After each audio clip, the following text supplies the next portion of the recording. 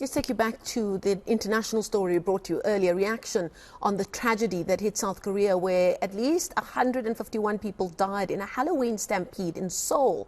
Authorities say most of the victims were women and young people in their 20s.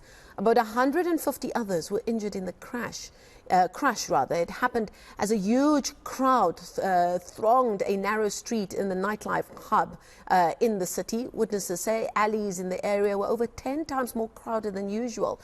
I'm joined now via telephone by a South African living in Seoul who would not like to be identified. Thank you so much for your time. It would be evening by you by now. I've read reports on this event last night, and repeatedly people are saying this was the first big event of this kind for Halloween, a really party night since a lockdown has ended as a result of COVID-19. And many people saying authorities should have known that overcrowding might have been an issue. Tell us about how your evening unfolded in Seoul last night. Good afternoon. We honestly, it was, like you said, it was the first time since COVID lockdown that, places were open and people were happy to go. I think it's quite a tradition in Seoul itself, in Itaewon. People come from all over the country, all kinds of nationalities for this big gathering. So I think lots of people were excited. We had arrived in Itaewon around about 9:30. And the subways were already full at the exits, and it took us about 30 minutes to get from the subway to the actual street. And as we were walking at this time, it was so full. We were literally shoulder to shoulder. I had my cell phone in my pocket. I couldn't even reach down to get it. We had eventually been following in the crowd, and to the right side, there was an alley going up, and my friends and I decided to go straight ahead instead of turning to the first right. And we had arrived at another bar, and while we were there, another friend had called who was supposed to meet us at the specified place, and she was calling and saying, I think I'm going to go back home because as I'm walking on the street, people are receiving CPR, and we were kind of shocked because just an hour before it was only people on the street. I mean, this is when we decided to go home because we were like, okay, I don't think it's worth staying here. And as we were going home, lots of fire trucks had arrived, ambulances were everywhere.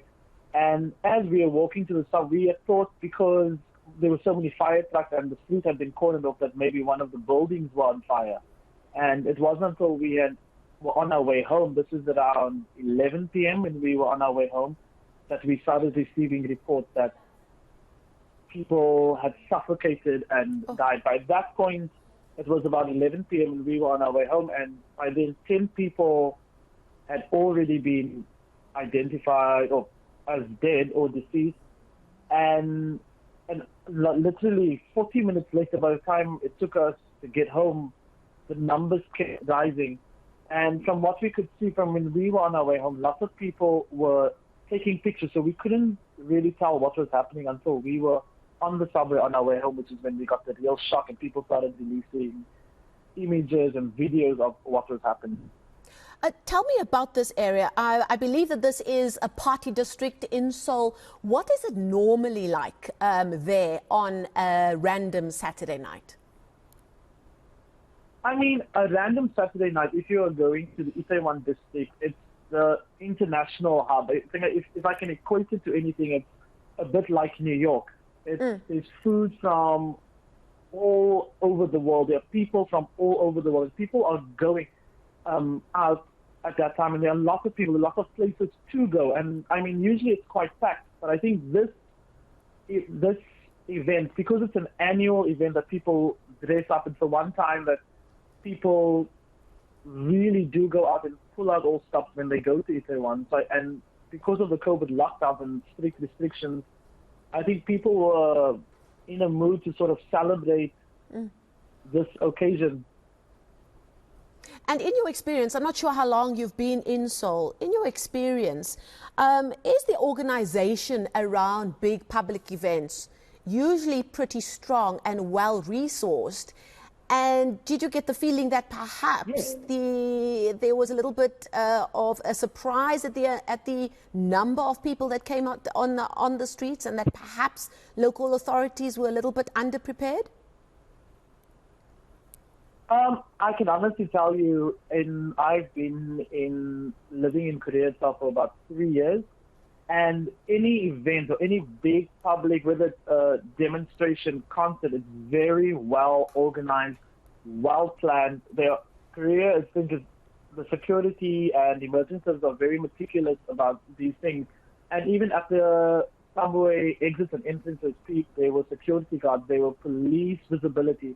I think it was one of those things where the number of people who actually showed up, I think, was way larger than expected. I think it was more of a miscalculation of how much emergency services and police services were needed. I'm not sure if you were able to head out today or if you've been on social media. I mean, this is a country, like most countries around the world, everybody's still finding their feet post-lockdown. We know the lockdown was pretty harsh in various parts of Asia as well. What is the sense of the mood that you get in the country today? Because this is a rather tragic event to happen just as the country is getting back on its feet post-COVID-19. I actually haven't left my house at all today. It was such a big shock, I think, to everyone that this sad kind of tragedy has happened. I think the last tragedy was in 2014 with the Seoul ferry disaster. I think that even shocked the country. And I think the fact that there were so many young people, I mean, I can tell you from the images and having been there, a lot of these people were in their early 20s, about between 21, 25. A lot of the bodies that were found were very, very young people. So I think it was pretty shocking. I think the entire country is in mourning process. I think all the news outlets, everything, the fact that within a few hours it was international news, I think was the part that was kind of shocked, because everything happened so quickly, and I think it caught everyone by surprise. I think the mood within the country among expats and Koreans alike, I think everyone is feeling similar. Everyone's mourning. Everyone is thinking about those 150 people, those 150 young people who are, away from their families forever. Okay, thank you so much for your time and for giving us your first-person experience. That is a South African living in Seoul, telling us what he saw on the Halloween night celebration in that party district in Seoul that just went so horribly, horribly wrong. We thank you.